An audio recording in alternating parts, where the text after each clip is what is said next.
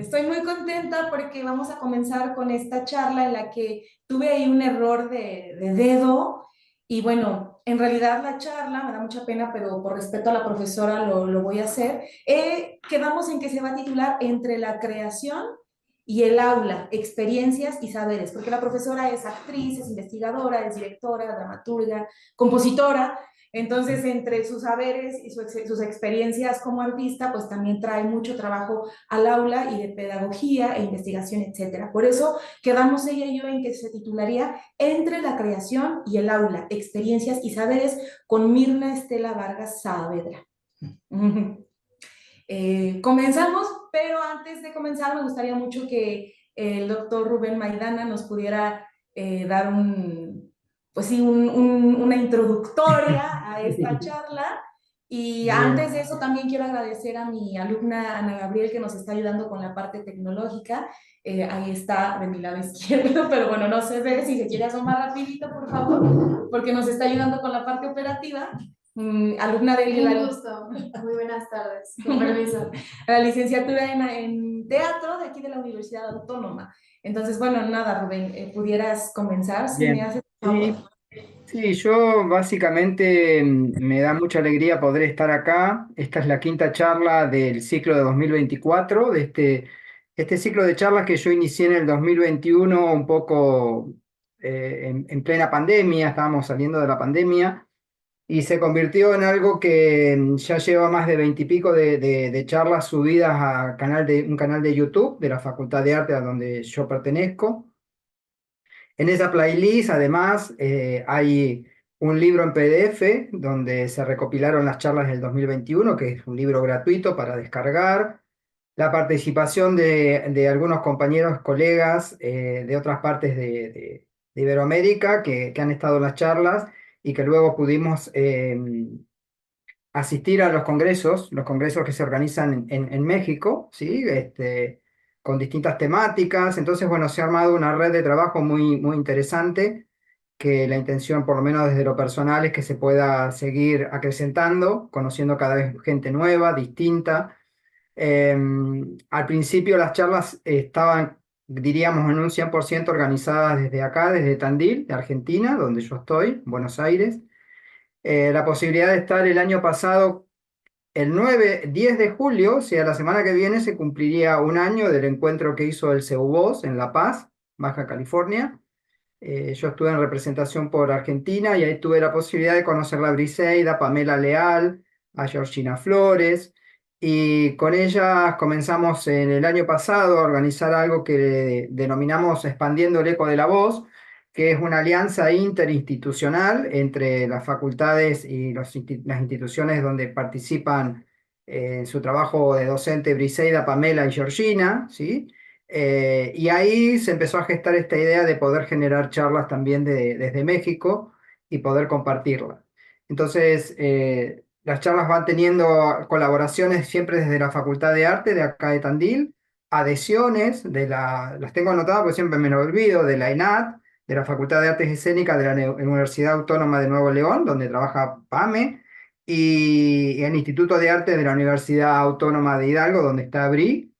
Y la intención es obviamente poder cada vez hacer más grande el proyecto y de hecho este año yo comencé con una nueva línea de trabajo que en algún momento también lo voy a compartir con la gente de México, que se denomina ejercicios, ¿sí? Ejercicios prácticos para trabajar en el aula, trabajar en los grupos de teatro. O sea, la intención que tengo es que cada uno de nosotros, los maestros, con algún tema específico, podamos compartir ejercicios prácticos porque, bueno, bien, siento que hay mucha demanda también un poco de eso, de personas que por ahí no pueden tener acceso a estudios superiores, a una formación académica.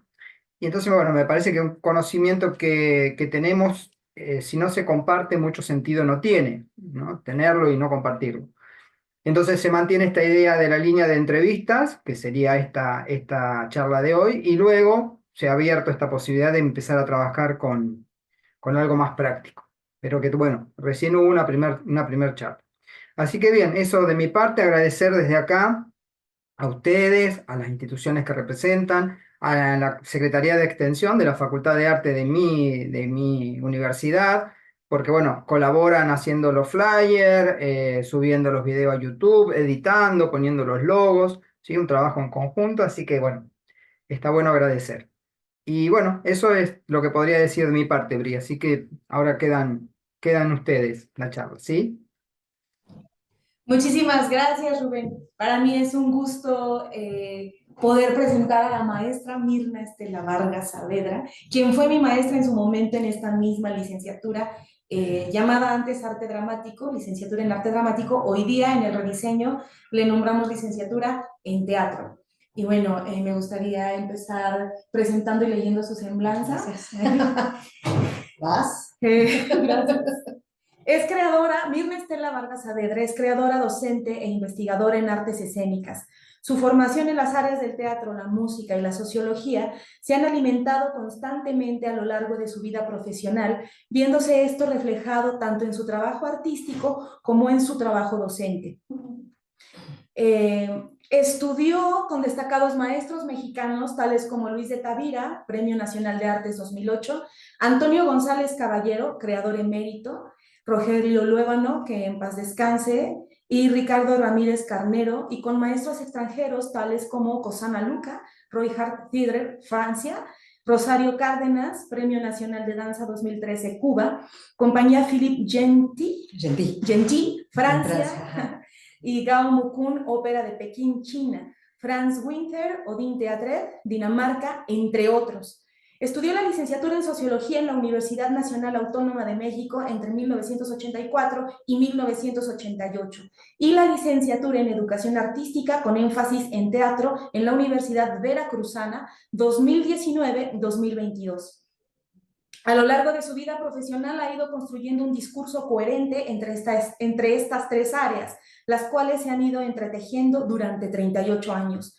Su trabajo aborda la teatralidad desde la perspectiva de la música y la voz artística, especialmente el canto, disciplinas que han sido su principal interés. Este mestizaje ha dado resultados estéticos y poéticos particulares.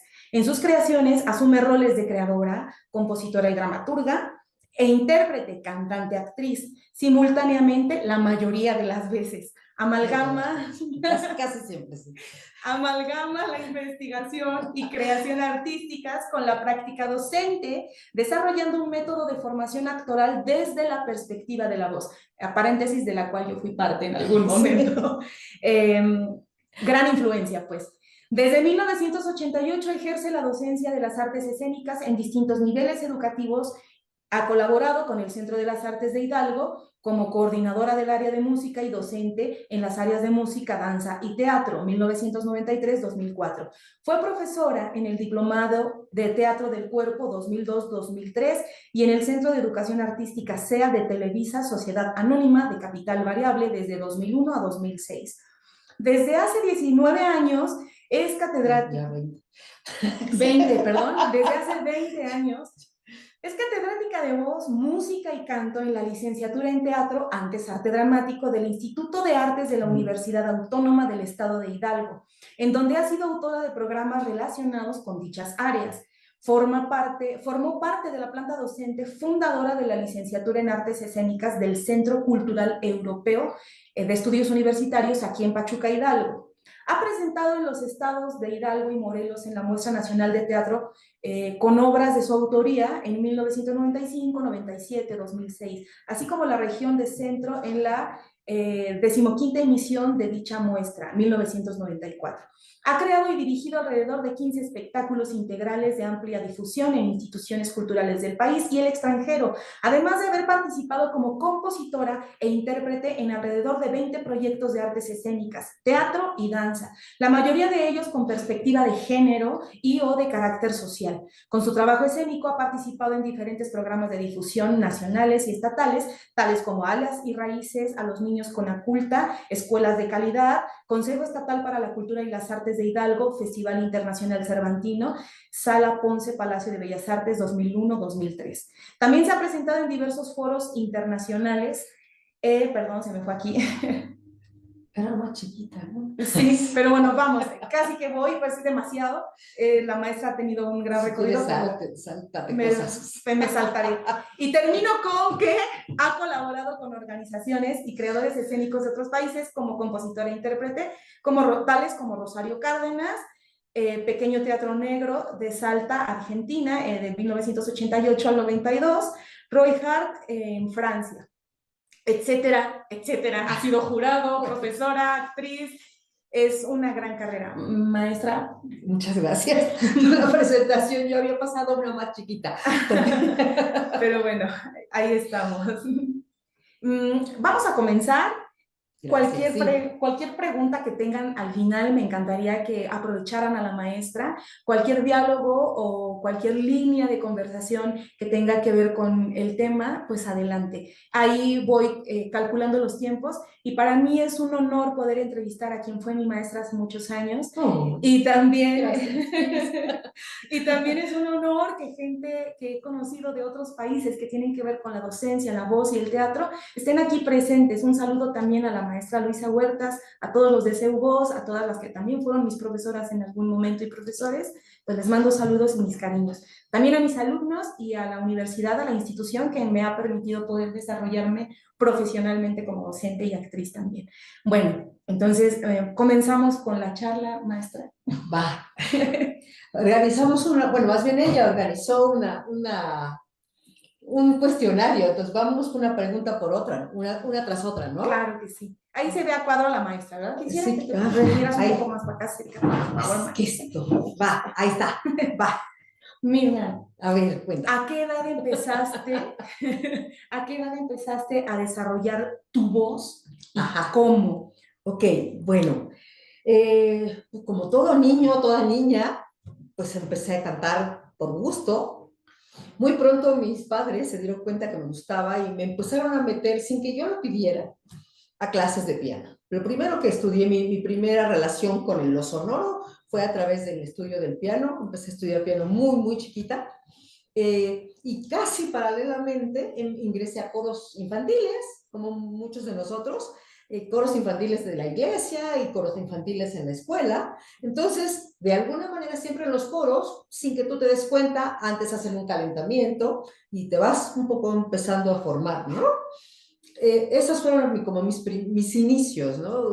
Tengo una familia muy musical, la familia de mi madre siempre ha estado en coros, dirige coros, entonces pues siempre yo participaba de eso y aprendía mucho sin saber, muy orgánicamente, ¿no? Así empecé, digamos, a estudiar, a formarme, ¿no? Casi imperceptiblemente. Después, en la adolescencia, pues me encanta, el piano no lo puedes llevar a todos lados, te empieza como adolescente, empezar a participar musicalmente en cosas, y entonces decidí aprender guitarra, que esa sí se puede llevar a todos lados, sobre todo la guitarra popular como instrumento acompañante, porque yo ya tenía claro que me gustaba cantar. Y entonces empezaba a cantar en fiestas, en reuniones familiares, y empecé a perfilarme, a empezar a participar en festivales, en concursos, y empecé a encauzarme, digamos, de manera, primero como amateur, hasta que en algún momento sí tomé la decisión de que a eso me gustaría dedicarme. Súper bonito. Es muy interesante porque cada vez que hablaba yo con la profesora durante el diseño de las preguntas, descubría cosas que no me había contado cuando era su alumna. Entonces fue un deleite. No venía al caso. Fue un deleite poder haber escuchado y haber preparado esta charla. Muy bien. Pues sí, una compañía histórica que ha marcado a muchos los que nos dedicamos al teatro, a la voz. Y la profesora Mirna, tú Mirna, tuviste el chance de estar allá, o bueno, la casualidad de estar allí, no sé si lo buscaste, pero estuviste trabajando, bueno, estuviste experimentando con Roy Hart como tal. ¿Qué nos puedes contar de tu experiencia? Bueno, es muy interesante para saber, voy a poner ahí como para saber más, consultar la presentación de la maestra Silvia Quirico, que sucedió hace poco, porque ella desarrolla más el tema concreto de qué es la compañía Roy-Harth, que supongo que muchos de los que estamos aquí, la mayoría sabemos de qué va. Mi experiencia fue con Cosana Luca, principalmente. Yo conocí a Cosana en un festival, en un taller que se organiza en Aguascalientes en el año 1999, que es cuando ya había venido gente del Roy Theater como 10 años antes, parece. Pero bueno, yo ahí entro en contacto con Cosana, conozco a Cosana, yo sabía que existía el Roy Theater, o sea, porque había escuchado un disco de esos de acetato, de las canciones de Un Rey Loco, y me había encantado, no sabía bien por qué, y de pronto veo que viene el Roy Theater a México y digo, bueno, yo quiero participar de eso. Conozco a Cosana y curiosamente, sucede que encuentro que muchas de las cosas que estaba haciendo Cosana, yo las había aprendido vía lecturas de Raymond Murray Schafer, que era un educador musical canadiense, y de otros docentes musicales argentinos, sobre todo. Yo he abrevado mucho de Violeta de Gainza, de Pepa Vivanco, de Judith Akoski, y empiezo a escuchar otro tipo desde la música, ¿no? Otro tipo de educadores musicales que asumen una perspectiva desde la acústica, enseñanza de la música desde la acústica, no desde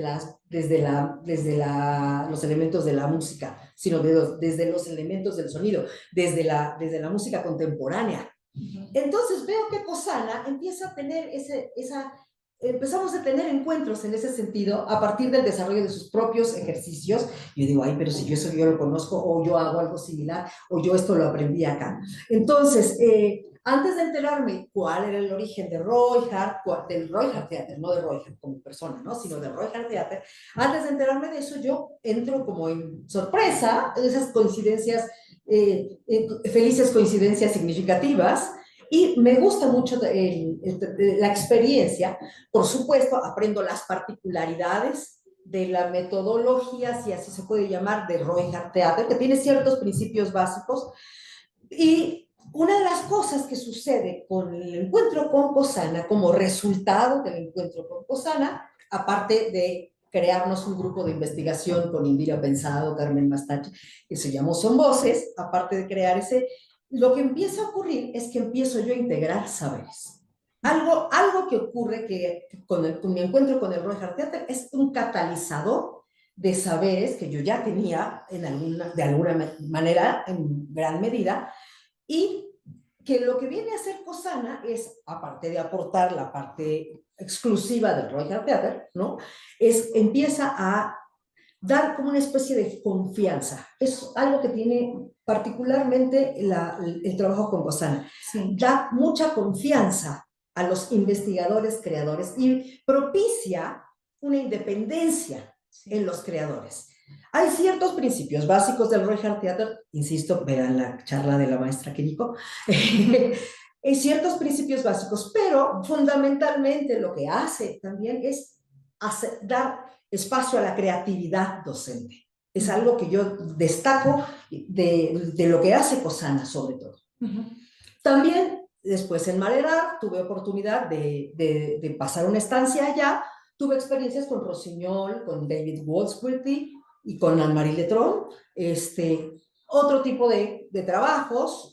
Rossignol trabaja más con cantantes de ópera, Anne-Marie trabaja más con actores, y Judy Wilson trabajaba sobre todo con la parte de formación corporal, que estaba bien basada en todas las metodologías que ahora conocemos, estoy hablando de los 90, ¿no? Pero que ahora conocemos más, como Feldenkrais, antigimnasia, ¿no? Sí. Bien. Ajá. Es interesante y es maravilloso saber que en un momento dado llegas a integrar a partir de este gran encuentro, Sí. Y saber que tú ya habías tenido un recorrido y una propia investigación, pero este encuentro clave supongo que te marcó, porque bueno... Sí, lo cataliza todo, sí. Y en ese sentido, ahora hago cuenta de cuando yo recibí clases contigo, cómo es justo que recibí esa parte de creer en todo este alcance que tiene tu voz personalmente. O sea, tengo muy marcado ahora que me lo dices ya lo conecto, tengo muy marcado cómo es que permitías que nosotros, como tus estudiantes de la licenciatura de teatro, confiáramos y abriéramos la voz. Es interesante. Y confiaran en las decisiones que podían tomar, confiaran en las propias intuiciones, confiaran en eso. Es algo que propicia Cosana, que propiciaba mucho Cosana. Confiar en tu capacidad creadora, con la voz y en la teatralidad en general, ¿no? Excelente. Ahora, ¿en dónde tú aprendes a dar clase? Porque sabemos que dar clase requiere de toda una estructura, de ciertas bases, de ciertos conocimientos didácticos, pedagógicos, que nos organizan para poder desarrollar lo mejor posible las herramientas y los saberes de los estudiantes. Algo que al principio uno ojalá supiera claramente. Más bien yo creo que aprendí de pronto a imitar al profesor en su estructura y sabía que por allí era el camino, un inicio, un desarrollo, un desenlace, una meta. Pero sé que tú has profundizado en la parte pedagógica, es decir, para mí eres una profesora transdisciplinar también, porque la educación como tal es una ciencia. Y es un arte. Y es un arte también. En ese sentido, ¿en dónde aprendiste a dar clases? Bueno, como todo mundo, bueno, la primera clase que yo di, la di con estudios de sociología. O sea, yo sabía como socióloga que se requería una metodología para dar clase y que tenía que pensar en ello y que tenía que basarme ciertamente, como tú dices, creo que todo el mundo aprendemos a dar clase primero imitando a nuestros profesores. Alguien hizo un comentario, perdón, te interrumpí. Por eso es tan importante. Ah, sí, a ver, lee comentario. A ver, Gabo, ayúdanos, por favor. Vemos comentarios. ¿Qué nos dicen? Nos están diciendo, están equivocadas. No, para nada. ¿Cierto, Gabo? Sí, es cierto. Saludan. Ah, bueno. Saludan desde Mérida. Ok. Hola, Mérida. Bueno, seguimos un poco. Creo que todos al iniciar a dar clase y empezar a dar clase, damos clase teniendo como referente cómo aprendimos. Yo esto lo entendí a partir de conocer a una compañera, una colega pintora, que no voy a decir nombre, que nunca fue a la escuela, porque su mamá, que era pintora, consideró que no era importante ir a la escuela. Como no consideraba que era importante ir a la escuela, porque ya le iba a enseñar a pintar y estaba relacionada con grandes pintores mexicanos que le dieron clase de pintura, pero no hizo primaria, secundaria, preparatoria, no hizo. Entonces, cuando alguna vez le ofrecieron dar talleres, no tenía ni idea de cómo. No tenía ni idea de cómo transmitir el conocimiento, no sabía cómo estructurar un programa, no tenía ni intuición. Ya ven que dicen ahora que la tecnología es intuitiva y no sé qué. Esa tecnología también es intuitiva, siempre y cuando haya habido un momento en donde se carga la información. Si no se cargó la información, a veces puede ser diferente. Puede ser polémico esto, pero porque a veces hay gente pero no intuimos a partir de la nada. Hay un ingreso a la computadora, una carga de información que después se pone a jugar intuitivamente. Pero si no la hubo, es difícil que puedas dar clases si no tomaste clase. Claro. Entonces, además, confiando en que yo había tenido grandes maestros realmente en mi formación como ser humano, en varios niveles, puedo nombrar varios, pero seguramente inconscientemente son muchos más, ¿no? En toda mi trayectoria como alumna, desde la primaria, secundaria, preparatoria, ¿no? Creo que esa fue mi primer escuela para dar clase. Combinado con esta licenciatura en sociología que yo ya tenía, y tenía claro que tenía buenas bases metodológicas, que por lo menos sí sabía que no sabía. Que eso sí es importante, claro, porque creo que eso es lo más importante al principio, tener claro qué sabes y tener claro qué no sabes. Excelente. Cuando tú no sabes, o sea, cuando sabes que no sabes, tienes la posibilidad de resolverlo. Y de investigar. Investigas, te haces preguntas. Sí. Entonces, cuando uno se hace preguntas, ya tomé la decisión de estudiar, primero estudiar teatro como tal, ¿no? Antes de dar clase de teatro o de voz, yo empecé a estudiar teatro. Yo no di clase de voz antes de estudiar teatro, porque yo era música, ¿no? No di clase de voz antes de estudiar teatro, y estudié teatro con maestros que me aportaron muchos ejercicios, ya saben cómo es, ¿no? Dentro de la clase de actuación se desarrollan ejercicios de voz. Pero eso sumado a los estudios musicales, yo fui articulando. Nunca di clases, al principio no di clases en una currícula, ¿no? Daba talleres, o sea, despacito, yo me medía, yo sabía mis limitaciones, sabía cuáles eran, qué me faltaba e iba experimentando. Poco a poco fui estudiando más acerca de docencia sobre todo, sobre teorías docentes, metodología docente, fui leyendo al respecto, paralelamente leía yo sobre todo, insisto, educadores musicales argentinos que tienen un amplio desarrollo en ese sentido, en la docencia y en la investigación acústica. Sí. Entonces, para mí, Pepa Vivanco, ya mencioné Murray Schafer, un libro que para mí fue también puntal, porque además la primera edición se hizo aquí en Hidalgo, fue el libro de la voz de Marcela Ruiz Lugo y de Fidel Monroy. Fue un libro referente para poder abordar la docencia. La docencia, estamos hablando de los 90, ¿no? Ahora hay muchas más cosas. Sí. Y bueno, fue así que empecé, ¿no? Y entonces, Mirna, perdón la interrupción, A ver. ¿en dónde aprendiste a dar ahora clase de voz? ¿Cómo lo estructuraste? Así, o sea, así investigando, cruzando mis saberes de música con mis saberes de teatro, aprendí, o sea, extrayendo de las clases de actuación así, o sea, diseñándolo, pensándolo desde mis habilidades metodológicas, digamos, ¿no? Y desde luego después tuve estudios de docencia, específicamente con a los que yo más reconozco son en un centro de educación primaria donde me contrataron para dar clase de música, pero primero me entrenaron como docente, pero me entrenaron bien. Entonces, ahí fue mi primer lugar donde aprendí, que es una escuela privada chiquita. De aquí de Pachuca. De aquí de Pachuca, pero con una directora que tenía claro que sus docentes tenían que tener formación docente. Es decir, los capacitaba sí, claro. en temas de docencia y de pedagogía. Sí, claro, sí. Y era obligatorio. Y luego conocí al maestro Raúl Serrano, que también ya en lo específico del teatro, lo conocí personalmente y empecé a establecer una relación epistolar constante. Y aparte de haberse leído sus libros, esos fueron como digamos, mis pie izquierdo y pie derecho para abordar la docencia, ¿no? Después, por supuesto, hice estudios de formación corporal también, ¿no? Sí. Y que yo hice danza contemporánea también de adolescente y establecí un laboratorio en mis espacios docentes, como todos, ¿no? Sí. Se vuelve tu laboratorio, tus salones de clase. Eso. Y bueno, ya recientemente estudié la licenciatura en educación artística, que ya está aplicada directamente al énfasis disciplinar, ¿no? Sí, me tocó ver a la profesora formándose, fue en línea la licenciatura, sí. La vi muy estudiosa, de veras nunca me defrauda la maestra, siempre va a ser un ejemplo.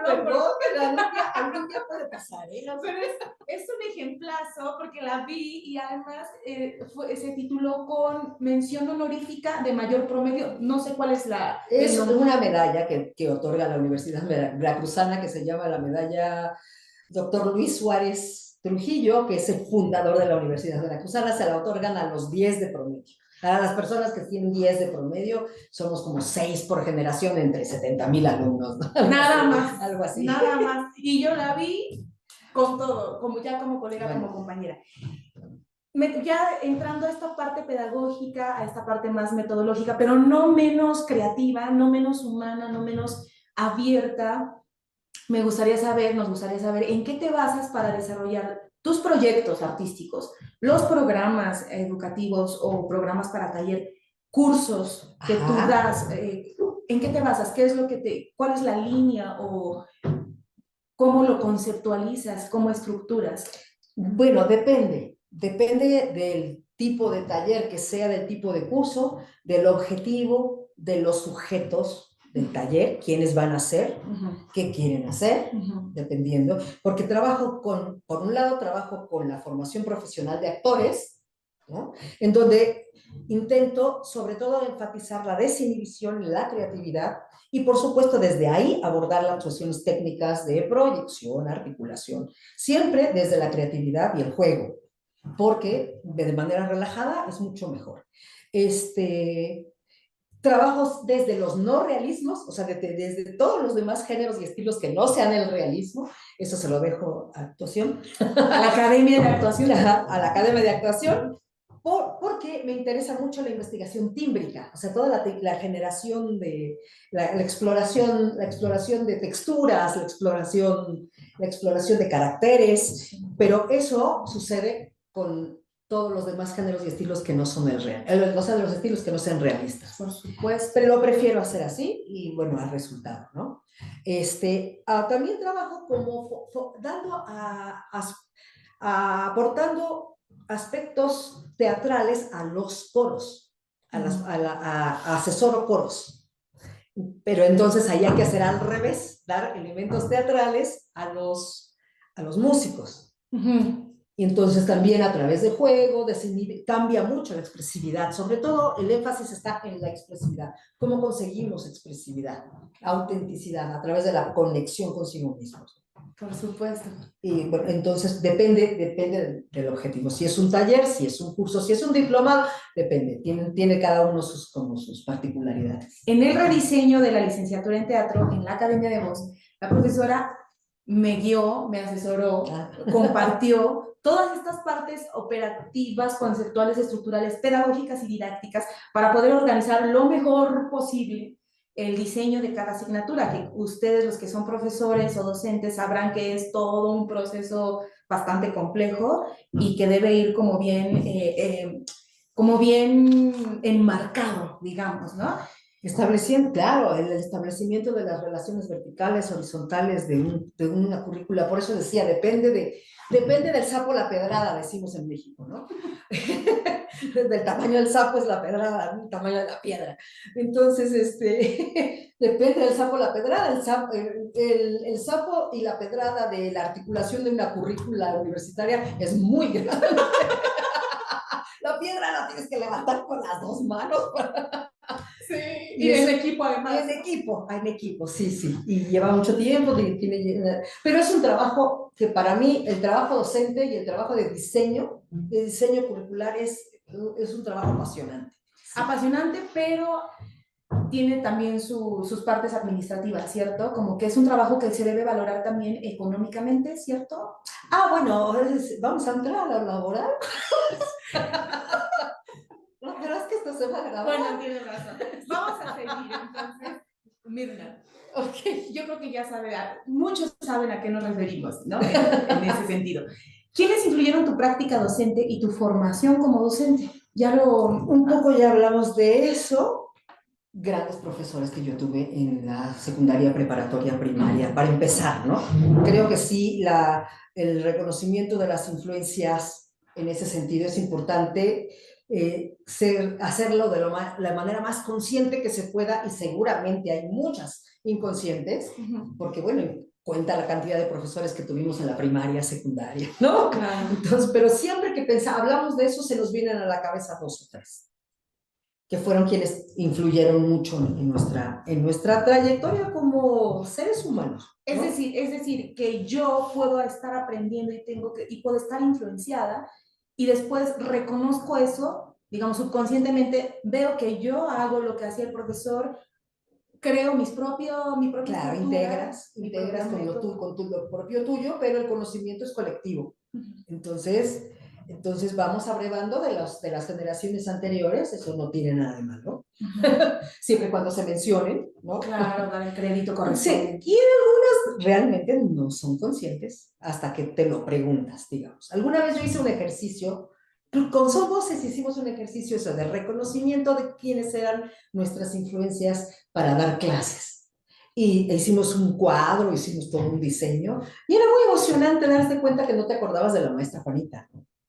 Pero que había sido una maestra de literatura que te influenció y que te impulsó a dedicarte al teatro o a las artes, ¿no? En un mundo donde en una educación en la que las artes tienen muy poco peso en general, ¿no? Sí. Está más tendiente al área cognitiva, matemáticas, científica, sí. Etcétera. Mirna, ella se forma como música, como instrumentista, como cantante desde pequeñita, vas desarrollándote en la sociología. ¿Y cómo fue que llegas al teatro? ¿A qué edad? ¿Cómo te impactó formarte teatralmente? Ok, esa pregunta es interesante. Porque yo no decidí estudiar teatro. Yo estudiaba música, yo estudié danza, y en algún momento, en escena, me acuerdo además como el momento, en escena, dando un concierto, yo cantaba canción, estaba muy influenciada por el canto nuevo, por la canción latinoamericana. Participaba en grupos de canto nuevo, ¿no? Y de canción de protesta en ese momento se llamaba, o de propuesta. En algún punto tuve como la necesidad y fui consciente de que eso era un hecho escénico. Y que de pronto, cuando acababas de cantar, te ponías nervioso, ¿no? Porque el compañero empezaba a echar un choro, ahora la canción que sigue se trata de y el autor, yo decía, algo falta, o sea, algo, aquí esto no debería ser así, esto es como de hueva, o sea como de flojera. De fiaca, o sea, da fiaca, esto, ¿no?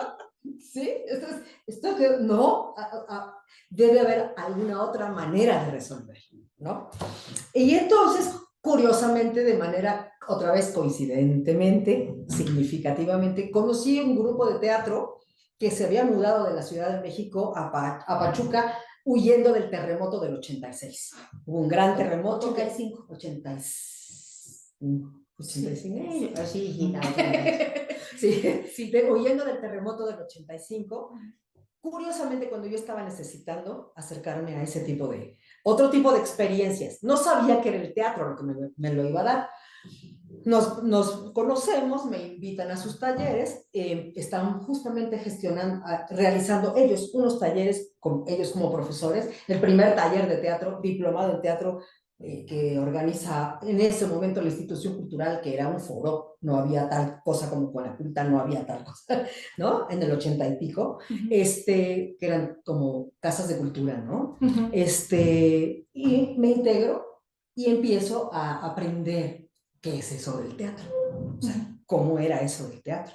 Y a partir de ahí empiezo a organizar un diplomado con el maestro González Caballero, empiezo a aprender también más de eso, empiezo yo a hacer como hace uno, empieza uno a computar en su cabeza y en su alma, en su corazón, y empiezas a hacer tú las integraciones hasta que te vas leyendo y dices, mira, la música también es arte escénico, ay, no me digas, y también la danza es arte escénico, y mira que la integradora del asunto es el teatro.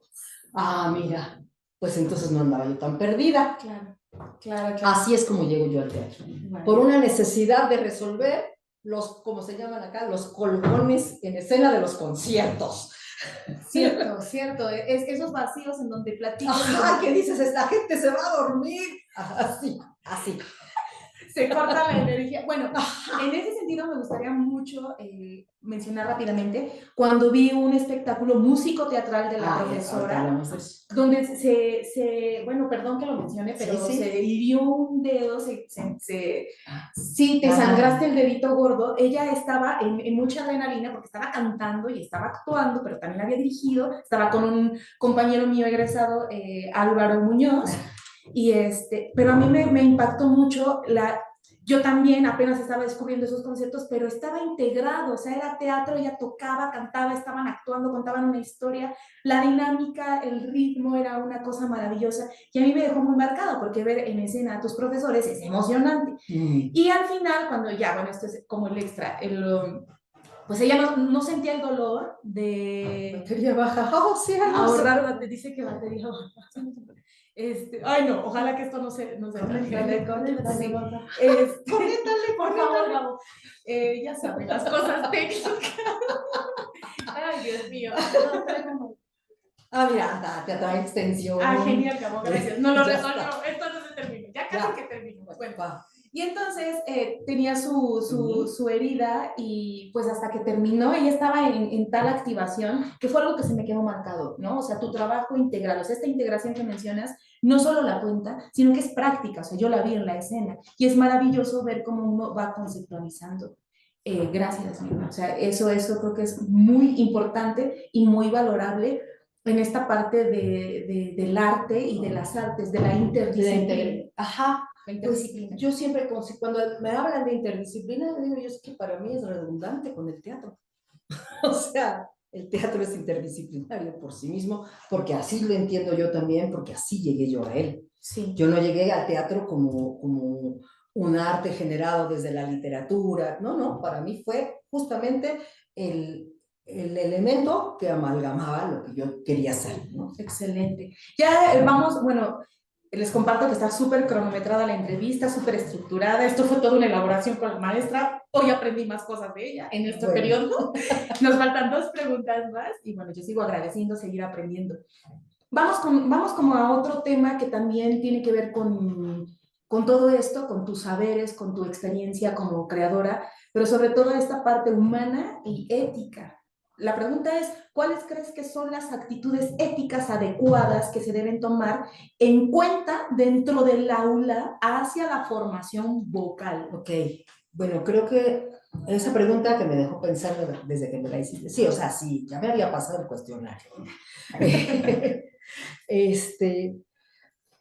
Pensando en que la ética, como la define Hipócrates, tiene que ver con hacer el bien, no hacer daño y propiciar justicia, que todos y todas las personas participen de ello.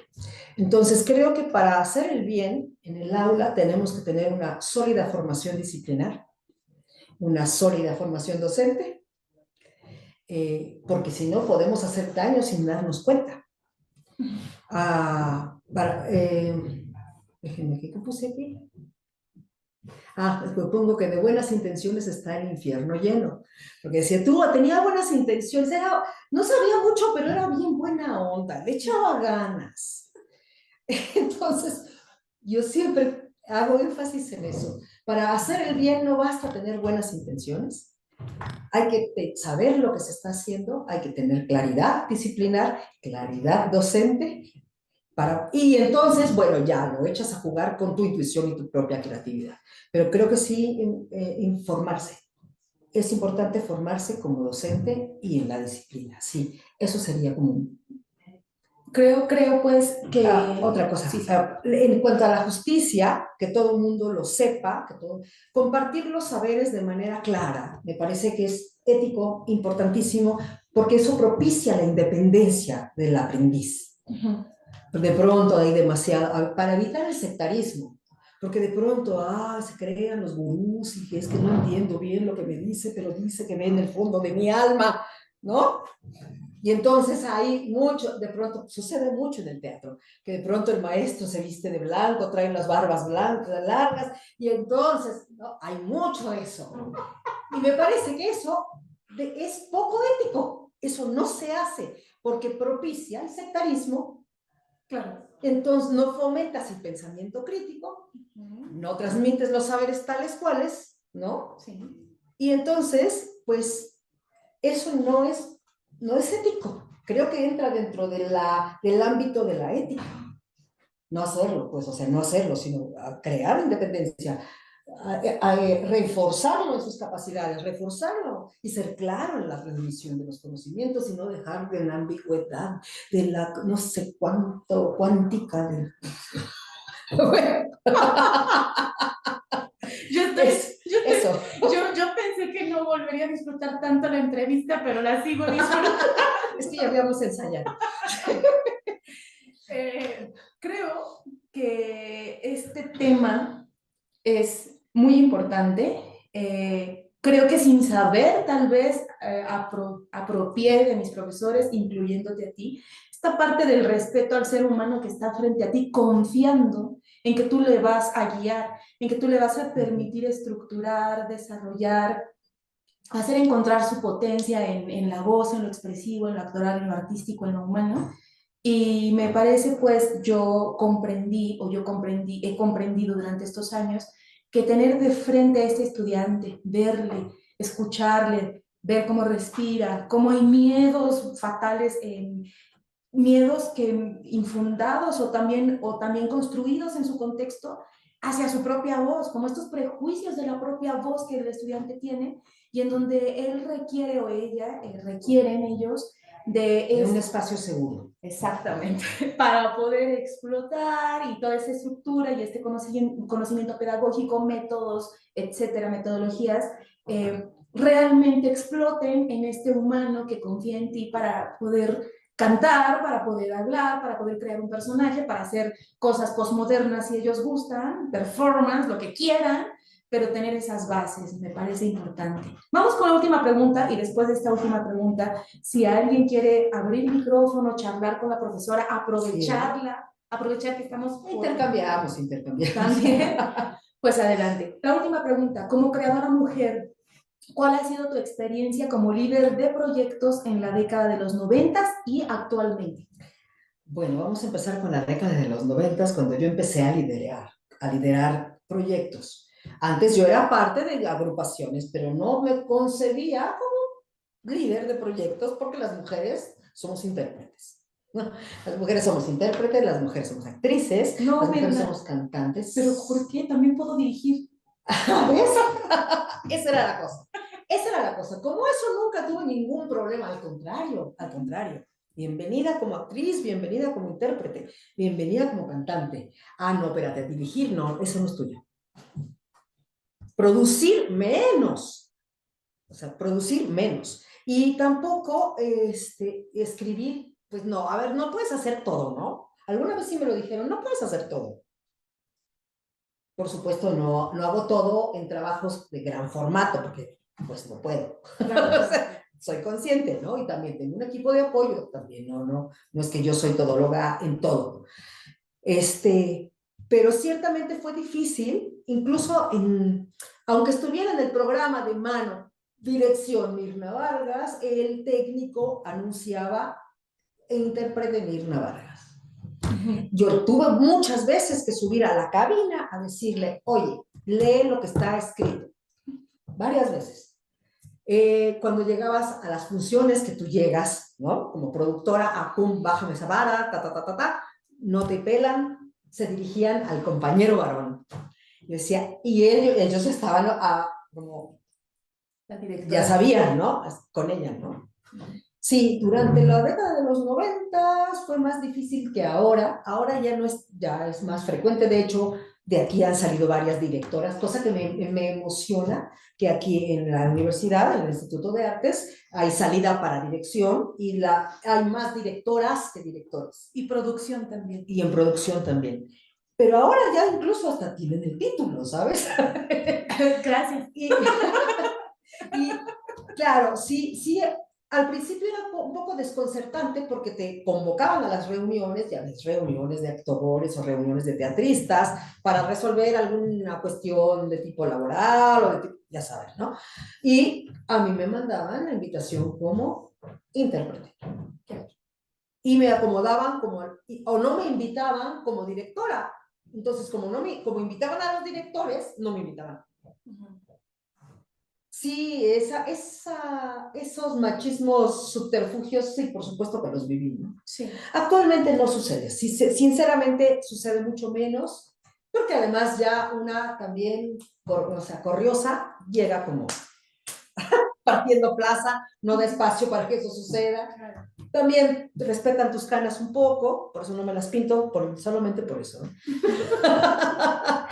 Bien. Sí, pero sí ha habido cambios importantes desde los 90 para acá con respecto a eso, a la actitud hacia concebir que una mujer pueda liderar un proyecto, sí. Incluso como actriz, algunas veces lideré el proyecto como actriz y productora, sin embargo, no se dirigían a mí, sino al director de escena, sí. ¿no? Ajá, justo. Eso. Creo que es un tema también importante que me has platicado y nos platicabas justo también cuando nos enseñabas, ahora mismo como siendo tu colega.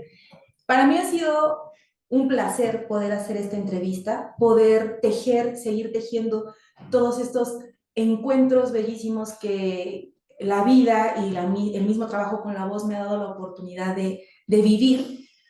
Y pues abro como este espacio, no sin antes agradecer a la Universidad Autónoma del Estado de Hidalgo, a la licenciatura en teatro y a todas las universidades que están adheridas a estas colaboraciones, a estos esfuerzos, y a mi compañero, colega, doctor Rubén Maidana, desde Tandil, Argentina, que siempre es un gusto intercambiar y darnos todos como esas ganas y esa energía para seguir colaborando con estas charlas. Muchísimas gracias. Gracias, Ana Gabriel, por estar aquí apoyándonos en lo tecnológico, nuestra futura actriz, directora o productora, no lo sabemos aún. Pero bueno, muchísimas gracias. Y me gustaría, ya que todo salió tan cronometrado, gracias, Mirna, por esos detalles, por esa organización. Me gustaría abrir, si me lo permiten, no sé, Rubén, si tengas alguna pregunta, y los demás que estén ahora, ¿qué preguntas o qué diálogo quieren abrir con la profesora Mirna Vargas? Yo quiero agradecer primero, yo quiero agradecer a Brice. Para mí es muy emocionante ver cómo los alumnos ahora son colegas. Eso es algo que se va ganando con la edad. Sí, hay algunas ganancias, sí hay. Esa es una. Me da muchísimo gusto que Brice reconozca el trabajo, no por el reconocimiento del trabajo, sino porque ella se siente enriquecida con él y le suscitan ganas de entrevistar y, bueno, de subirme a su carro, ¿no? Muchísimas gracias por este carro tan bonito, además, desde que me lo comentó, cuando me dijo que se habían conocido, me pareció lindísimo el formato de entrevista, porque creo que de las biografías se puede aprender mucho. Yo soy muy afecta a leer biografías, y por lo mismo, porque es como una fuente de enriquecimiento existencial. Es muy interesante. Le digo, me encanta el formato, me encanta el formato. Gracias, muchísimas gracias, Rubén. Bueno, yo, nada, me encanta el encuentro, me encanta cómo armaron la entrevista. A mí siempre me llama mucho la atención la posibilidad de estar entrevistando a alguien en este modo de Zoom, teniéndolo al lado, ¿no? Porque yo siempre he entrevistado gente que está a través de una pantalla. Y entonces, no sé, algún día voy a experimentar esto de estar en vivo con esa persona acá y ver a ver cómo puedo conectar, pero conectar con el público y demás. Así que bueno, en ese sentido es algo raro para mí. La otra vez también le pasó a Pamela, y está buenísimo. Digo, que puedan compartir el mismo espacio me parece buenísimo. A mí bueno, obviamente hay un montón de lugares donde me tocan, me resuenan, porque yo básicamente me considero un docente más que un artista. O sea, sí, dirijo, hago teatro, he actuado, pero mi formación la he descubierto a lo largo del tiempo. Yo soy maestro de escuela primaria, yo trabajaba con niños chiquitos. Y el teatro fue para mí un modo primero de trabajar mi inhibición, y luego era la posibilidad de venir a estudiar acá a Tandil para volver a mi ciudad a trabajar teatro en las escuelas. Después no me fui nunca más, ¿sí? No me fui nunca más. Pero evidentemente la cuestión de la docencia para mí es un gran tema, donde me parece que esto que estuvieron comentando de cómo es la traslación de este saber que yo tengo como profesional, algo que yo puedo hacer, ¿sí? Lo puedo hacer mejor o peor, pero lo puedo hacer, luego lo tengo que compartir. Y esa traslación, esa adaptación requiere de muchas cosas, como las que fueron hablando.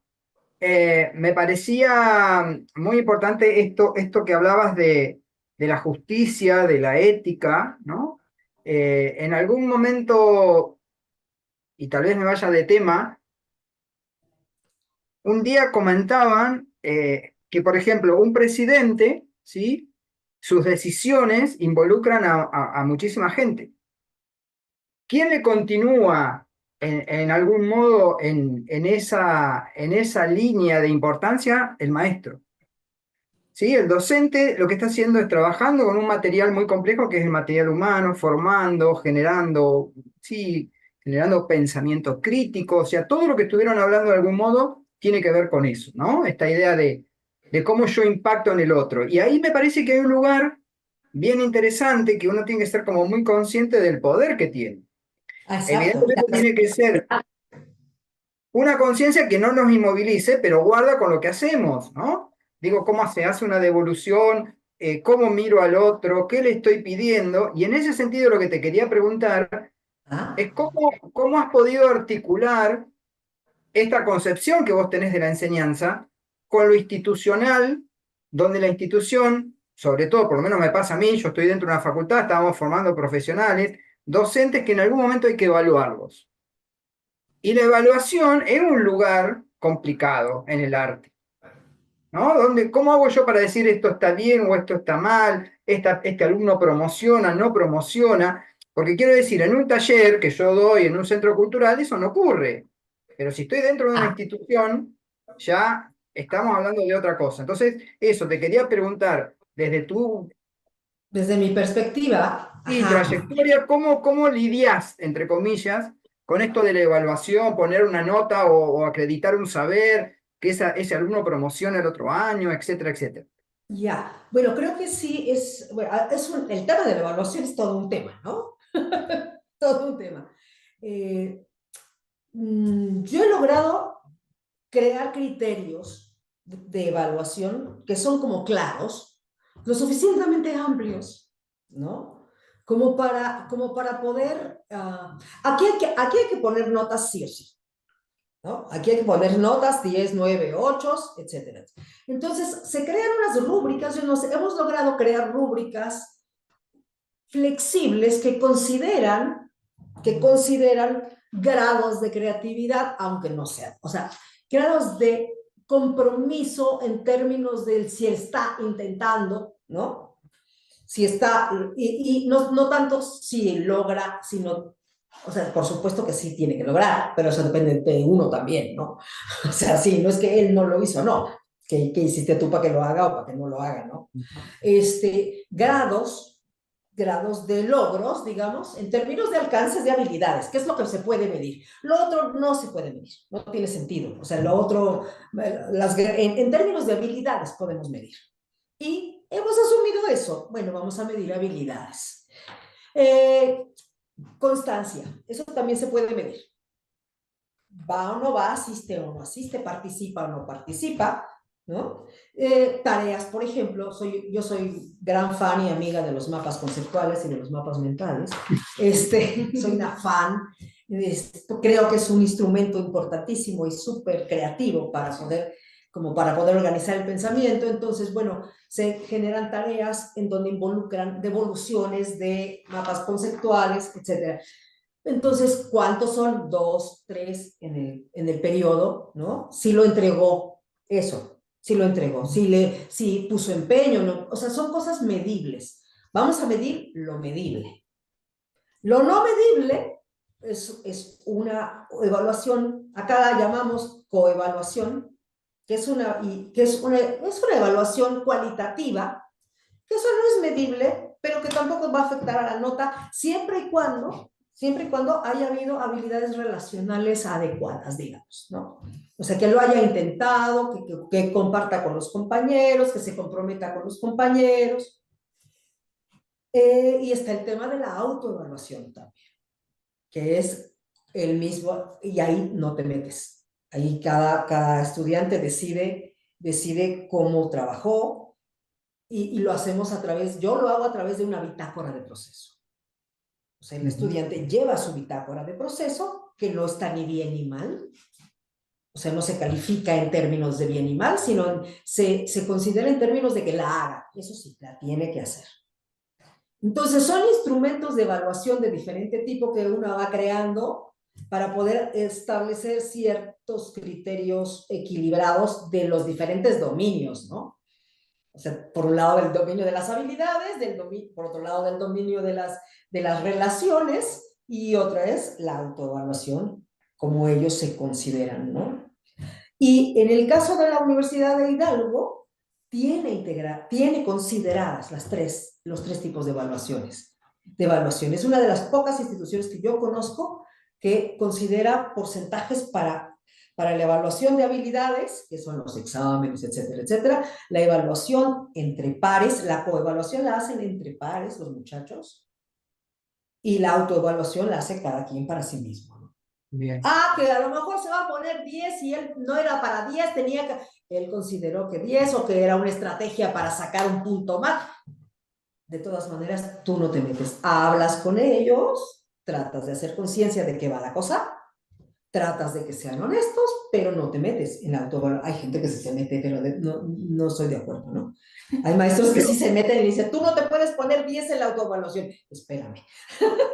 ¿no? Y pero, por ejemplo, yo hago una pregunta porque, bueno, obviamente no conozco cómo está estructurado el plan de estudios, ¿sí? Del instituto de ustedes, de la universidad de ustedes. Pero, por Ajá, ejemplo, acá en Tandil, en actuación, que ajá, generalmente se la llama la materia troncal, siempre corporal, y vos hemos quedado como subsidiarias de, que es un gran debate, ha sido toda una lucha, una pelea y demás, pero vamos a imaginar que actuación sea la locomotora que lleva el tren. Y se trabajan, vamos a suponer, en cada año distintos estilos teatrales. ¿Sí? ajá, Una decisión institucional es comenzar con realismo argentino, luego se trabaja con absurdo en segundo año, en tercer año se hacen más, si se quiere, griegos y Shakespeare. Vamos a imaginar que esa es la estructura de mi facultad. ajá, Entonces, hay una apuesta muy fuerte al teatro de texto. ajá, ¿Ok? Entonces, el trabajo vocal de alguna manera tiene que aportar herramientas, habilidades para que el alumno pueda llevar adelante esas textualidades. ¿Sí? ajá, Entonces, por ejemplo, un tema sobre la articulación y la dicción aparece como un gran tema a trabajar, ¿sí? ajá, Después estaría la cuestión expresiva. Todo esto, obviamente, en el marco del trabajo con el cuerpo, la organicidad, todas estas cuestiones que ya por ahí ya son sabidas. Yo lo que quiero decir es, en el caso de ustedes, ¿hay algo de esta manera estructurado? ¿Hay algo que dice, bueno, el tren va por este andarivel o cada maestro hace un trabajo más libre? Digo, evidentemente lo que propone Cosana Luca, el Roy Hart, no era teatro textual, por eso también de alguna manera creo que tus búsquedas siempre han estado más por fuera del realismo, ¿no? No te ha llevado tanto, digo, entonces digo, bueno, la institución marca una senda, marca un camino y ahí cómo acomodo las habilidades. ¿Se entiende la no, pregunta? sí, la clave está en colarse en el diseño curricular. Ok, Colarse. O hola. sea, colarse en el diseño El curricular. Por currículo no fortuna, oculto, acá se le llama el currículo no oculto. Una cosa es lo que dice el currículum y otra es lo que uno hace en el aula y no, cómo le... no, no, pero también colarse en el diseño de los programas Ajá, académicos. Eso. La clave está en colarse, pero no, acá por fortuna, no nos tenemos que colar. Nos toca esa responsabilidad. Hacemos esa responsabilidad. Tenemos esa responsabilidad. Nosotros hacemos los programas. ¿Qué es colarse? Dice. Colarse, ¿qué es colarse? Dice Annalise. Infiltrarse. infiltrarse. Infiltrarse, digamos. Infiltrarse. Acá en realidad nosotras somos las responsables de diseñar el área. Tenemos manga ancha. O sea, el área, perdón. El área de voz y comunicación. Ujú. Tenemos esa, digamos, como responsabilidad y también derecho.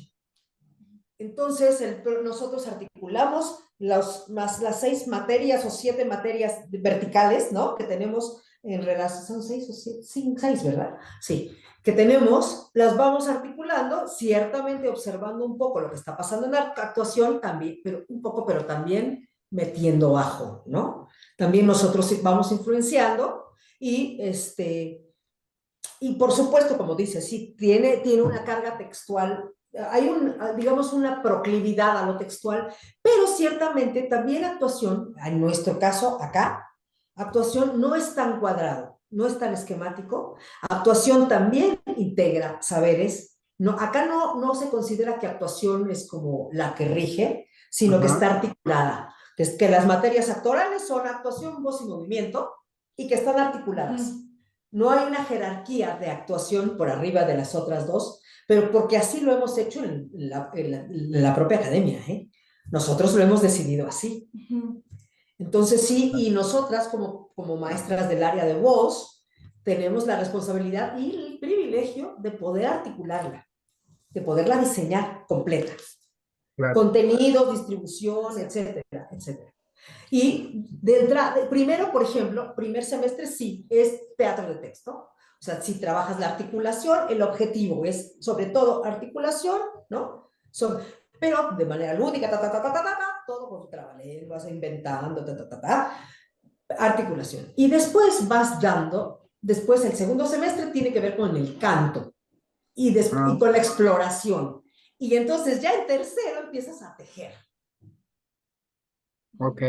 Y entonces ya, y en tercero ya hay opciones de trabajar, por ejemplo, con títeres, con máscara, Ah, ajá, ya te das esos, ya puedes trabajar articulando. Cuarto, ok, lo mismo, ya de ahí para adelante se trata de ir acumulando también el currículum, ¿no? Pues el currículum vas acumulando. Entonces, si ya cantan en segundo, en tercero también van a cantar. Y si en cuarto también ya cantan y ya sean títeres, también en cuarto ya van a incorporar esa posibilidad de trabajar con la variación tímbrica, ¿no? ok. Sobre todo, y a partir de tercero ya es exploración de texturas y timbres, porque supones que ya está resuelto lo básico, aunque a veces Claro, no, pero lo resuelves, ¿no? Proyección, articulación, ¿no? bien. Bien, bien, bien. Ah, claro, digo, es otra Sí, la forma. verdad somos afortunadas, ¿eh? Sí, somos afortunadas. Creo que también porque lo hemos peleado. Bueno, al menos yo sí lo he peleado. Sí lo hemos peleado, lo hemos peleado. Tú O sea, más. defendemos, sí, pero defendemos el derecho a la horizontalidad, ¿no? Claro, Sí, justo. Y a ir entretejiendo de manera horizontal y no respondiendo a actuación, ¿no? bien. Bien. Bueno, esas son mis preguntas. Ahí dejemos a Pamela o a Analí. Gracias. No veo si Yo, a ver, no se sí. ve. Hola, buenas tardes. Pues Hola, muchas hola. gracias. Por fin me pude conectar, por Ay, fin. hola. Hola, Y Nati. pues eh, también encantada de escuchar la charla, de conocerte, maestra. Gracias. Pensaba Igualmente. mucho, pensaba mucho en tu formación, ¿no? Que primero viene de la música y luego va hacia el teatro. Y pensaba en estas cosas que tú hablas sobre las calidades, bueno, la calidad tímbrica, Ah, las texturas y todo eso, porque pienso que en mi trabajo justamente, digamos, esa es una cuestión que yo todavía tengo que continuar trabajando, porque como vengo del teatro, para mí ajá, siempre lo principal está en quizás trabajar la proyección, la articulación, la interpretación, ¿no? Pensando en el texto dramático. Y ajá. claro que, pues a lo largo de la vida también, eh, pues enriquecido, ¿no? Mi bagaje para tener más herramientas, pero sí es algo que pienso que podría enriquecer más mi labor, porque creo que justo a eso, ¿no? Los timbres de la voz, las texturas en ese sentido, eh, pues son importantes, como la interdisciplina en el trabajo vocal es fundamental, ¿no? Justo para que los estudiantes puedan eh, también extender las nociones que implica la voz en todos los sentidos, ¿no? Yo ahí, por ejemplo, te quisiera preguntar eso, precisamente cómo trabajas estas calidades tímbricas y las texturas y todo esto. Mm. Bueno, el juego es como el ingrediente fundamental, la improvisación a partir del juego, ¿no? Pero también hay investigaciones personales que van haciendo a partir de creaciones de personajes, pero sobre todo personajes no realistas. O sea, construcción de títeres, o sea, como medio, no como fin expresivo, que al final resulta siendo un medio expresivo y terminan dando función y todo, ¿no? Pero digamos que no se le dedica mucho tiempo a la confección del títere, sino que es una vía de expresividad, ¿no? Para favorecer la expresividad vocal. Eso, máscaras, creación de personaje, lo abordo desde la creación de personaje. Desde la creación de personaje, fantástico, no realista, digamos. Entonces, a partir de la creación de personaje, van entrando y van jugando, van explorando, por supuesto, con elementos previos, ¿no? También, ¿no? De reforzar sobre todo lo relacionado con los resonadores, con el uso de resonadores y la exploración de resonadores.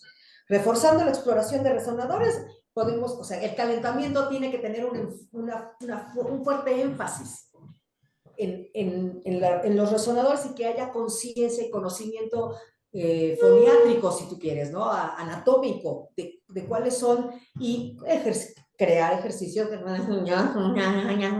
¿no? Relacionados con el calentamiento de la cavidad nasal, la cavidad bucal, específicos, ¿no? Y entonces, cuando hay más conciencia de ello, entrarle desde la creación de personaje, lo mismo que hacemos, que se hace en la actuación, comprensión de situación, creación de situación, juego de absurdo, sobre todo. Con el absurdo, jugar mucho con el absurdo para sacarlos del realismo. Y bueno, perdón, Bueno, perdón. hay un ejercicio muy interesante que yo viví con la profesora en mis años de estudiante, en el que expandía, bueno, yo justo esto de tu pregunta, relacionado a tu pregunta, Nelly, justo descubrí esta diversidad y esta expansión de mi registro a partir de unas vocalizaciones que la profesora abordaba desde lo corporal, pero también con el piano, con una referencia de ir con las octavas. Y entonces recuerdo que yo llegaba a unos agudos increíbles sin lastimarme y la maestra seguía y yo, ¡ah!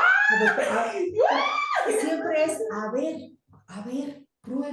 prueba, a ver, uno más, a ver, siempre como esa actitud de investigación, ¿no? Ajá. Creo también que ese ejercicio me marcó mucho para saber hasta dónde puedo llevar mi voz, pero bien guiada para pues no lastimarme, etcétera. Y tuve la fortuna Sí, por supuesto, de ¿no? haber vivido como todo ese ejercicio en particular, que creo se relaciona también con tu pregunta, que la misma profesora pues también hace en sus clases, ¿no?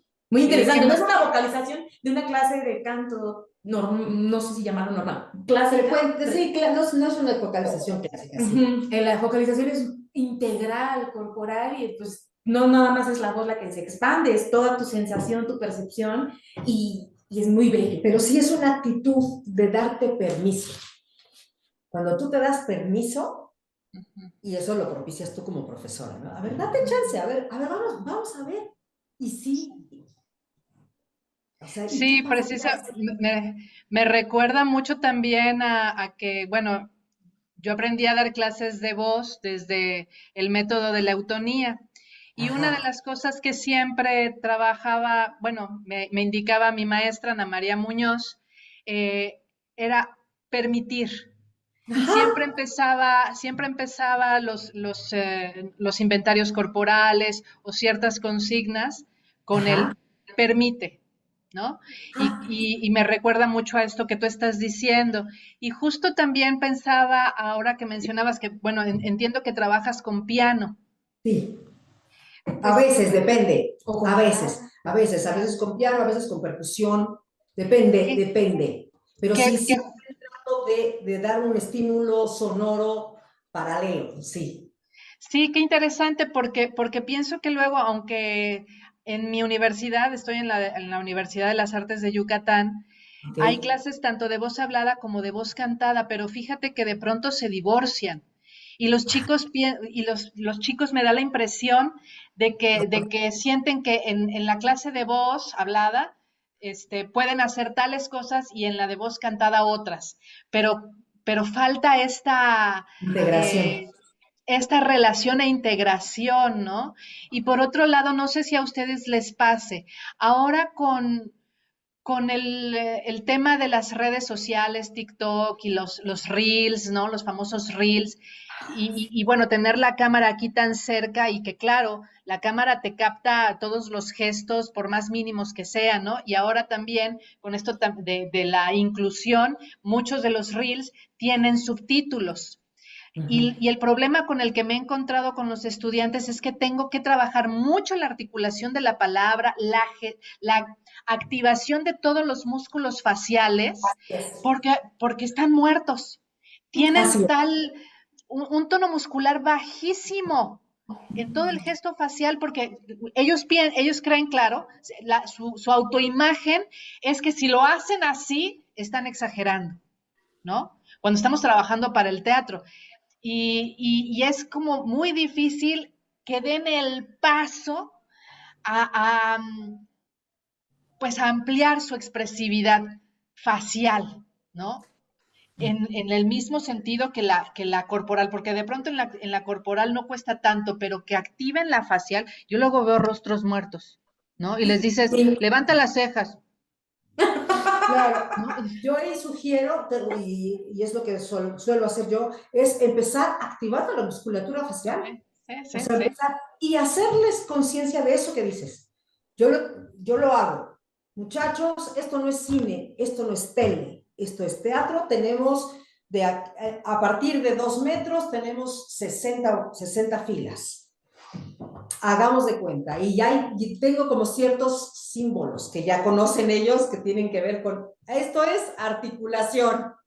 Esto es proyección porque es allá atrás se tiene que oír. Entonces, siempre estar todo el tiempo recordándoles eso, pero además hacerles notar eso.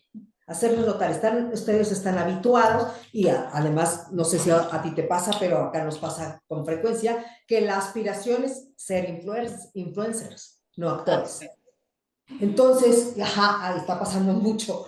Entonces, como quieren ser influencers, no actores, en realidad hay que trabajar también desde la mística del teatro. O sea, volver a hablarles del teatro, de la mística del convivio, de asistir al encuentro, volver a recuperar eso, como darle, o sea, introducirlo en el currículum, o sea, en la currícula, ¿no? Como parte del currículum oculto, que es la conciencia y decirles, muchachos, aunque ustedes tienen como referentes ser influencers o tienen como referentes pues, la tecnología, las redes sociales y esa es su aspiración, ¿no? Existe este otro mundo al que a lo mejor llegaron pensando que este mundo los iba a llevar para allá y nosotros lo que vamos a hacer es tratar de traerlos para acá y convencerlos de por qué esto no va a desaparecer jamás, porque el encuentro siempre va a ser necesario y hacerlos incluso militantes del encuentro. O sea, un poco creo que es parte de lo que nos toca también. O sea, defender el arte escénico como tal, completo. Y comunicar eso. El tipo de voz que tenemos que desarrollar es para encontrarnos de cara a cara. Y además, eso es otra cosa que no sé si te pasa a ti, que nos pasa acá, que les cuesta mucho trabajo el cara a cara. Les cuesta mucho trabajo mirarse a los ojos uno a otro. Sí. Ahora les cuesta mucho más trabajo que cuando yo estudié. Les cuesta porque casi no se ven. Hay generaciones completas que no se ven para ir al cine, que no se ven. Ese es un tema, ese es todo un tema, ¿eh? Cómo están cambiando las relaciones sociales y cómo nosotros tenemos que traerlos de vuelta al cara a cara. Por una cuestión de salud mental también, o sea, también, ¿no? Que pueden discutirse. Creo que sí es la tecnología nos facilita esto y qué maravilla esto, pero no sustituye al encuentro. Es una alternativa, Claro. pero sigue siendo necesario para vivir el encuentro. Claro. Muchas gracias. Ya lo dejo aquí porque si no me pico. Luego seguimos en todo. No. Gracias, Anneli. Gracias a Maravilloso. Muchas gracias. Qué lindo que estemos dialogando. Bueno, ya estamos por terminar, pero hay una pregunta más por allí. ¿Alguien? Pamela, ¿ya activó? Por favor, Pamela. Hola Bris, hola maestra, mucho gusto de escucharla. Gracias por compartirnos sus saberes, su experiencia. Creo que es muy útil justamente ahorita por empezar un nuevo semestre organizando currícula y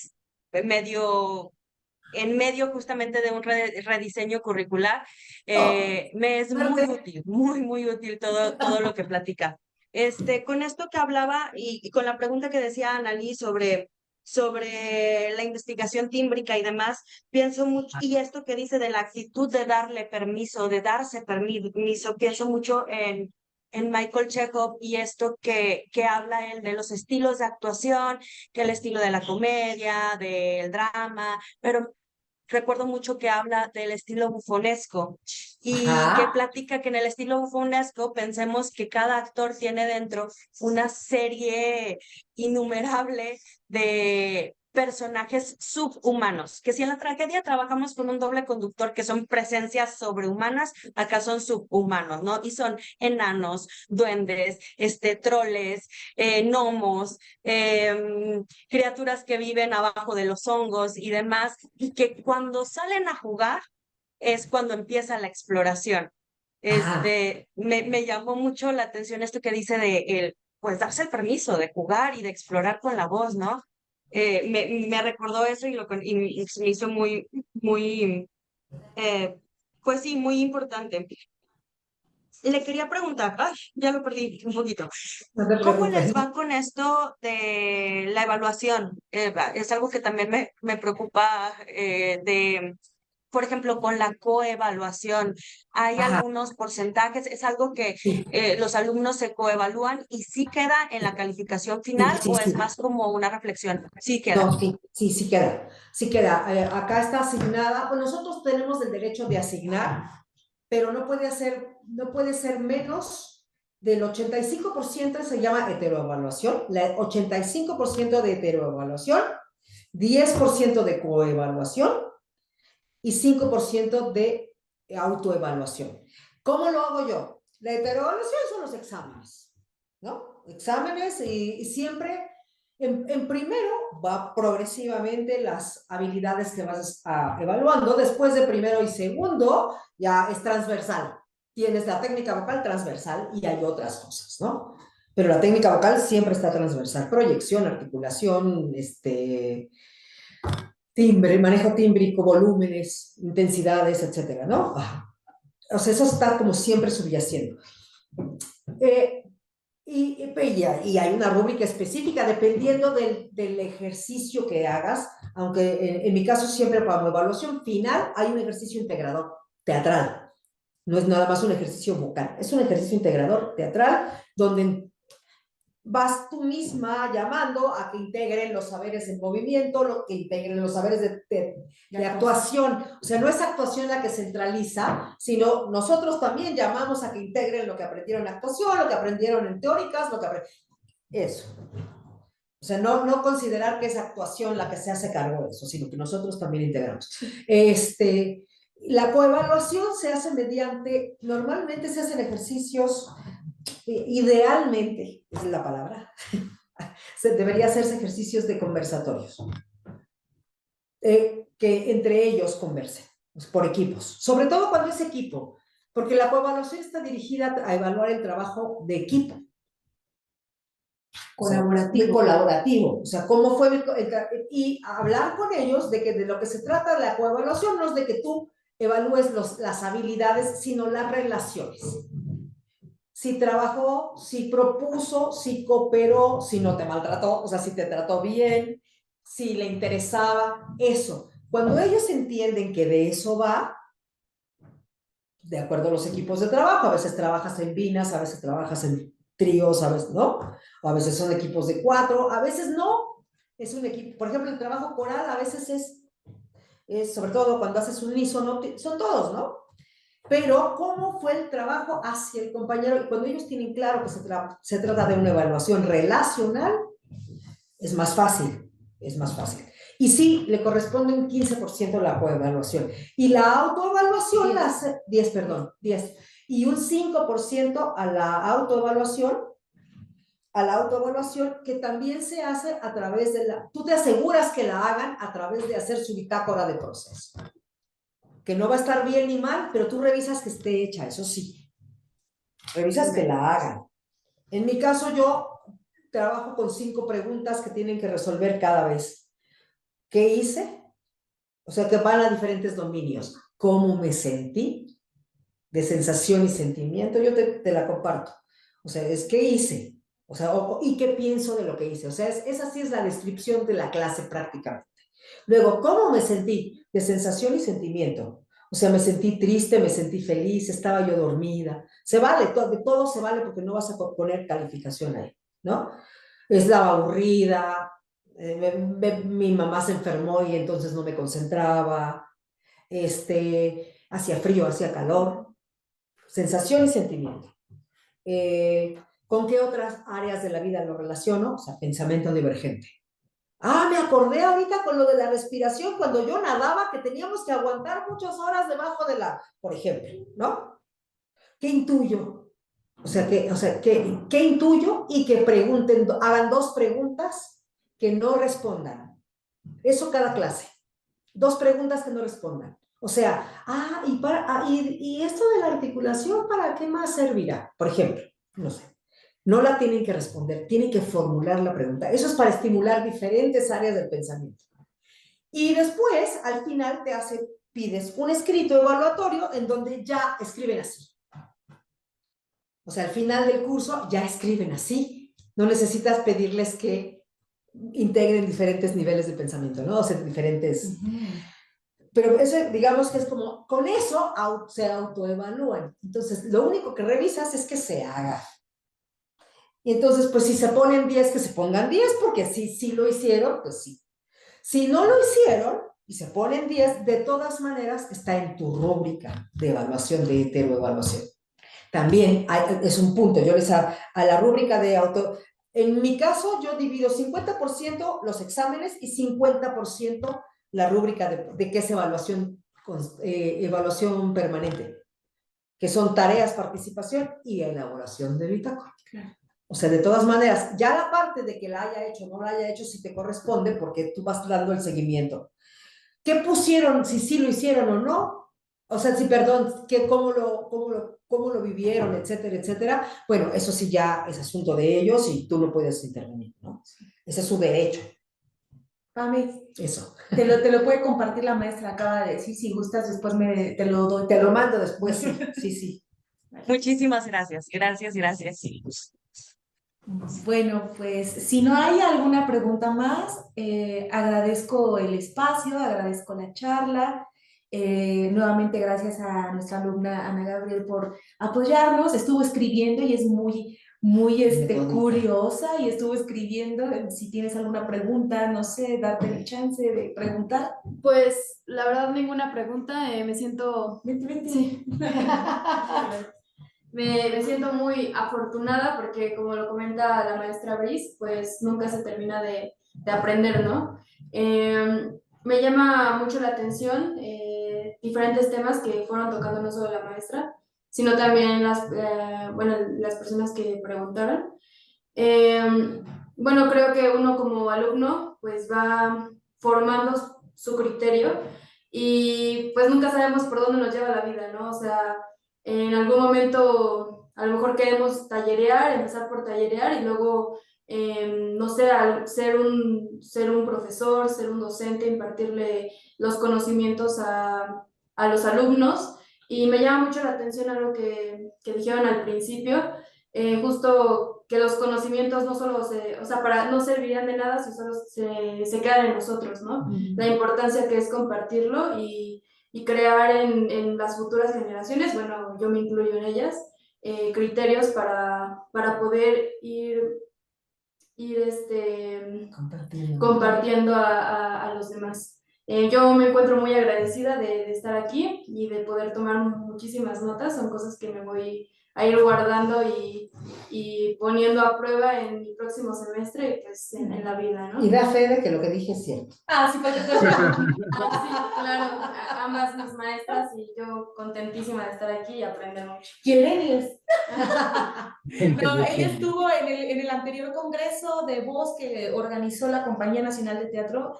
Estuvo la maestra Tania González, estuvieron varias colegas y tuve la fortuna de que abrir una clase, que fue esa la propuesta, y me faltó Gabo, entonces ya se te hizo justicia, Gabo. Ya estás aquí. Muchísimas gracias. Gracias. Bueno, con permiso. Pues muchas gracias. Y nada, Rubén, por favor. Bueno, yo muy feliz, muy feliz. Luego vamos a ver si podemos subir este video prontamente, ¿sí? A la playlist de Manifestando lo Sutil, porque acá en Argentina estamos ingresando en vacaciones de invierno, no sé cómo estarán en México. Así que seguramente ahí vamos a tener una pausa de unos días, pero bueno, si me lo compartís rápido, Bri, lo envío y vamos a ver si lo pueden editar para que esté antes de vacaciones subido y nada, y que lo vea el resto de las personas, ¿sí? Un millón de gracias y un gusto conocerte. Muchísimas gracias, igualmente. Muchísimas gracias por organizar este ciclo y encantada de participar y pues si me vuelven a invitar o en lo que pueda aportar, aquí estamos. Sí, vamos a hacer alguna entrevista de ejercicios, seguramente, algo vamos a hacer. Sí, buenísimo. Sí. Me apunto. Bueno, un beso enorme. Gracias, buenas tardes. A todos y a todas. Chao. Gracias, hasta luego.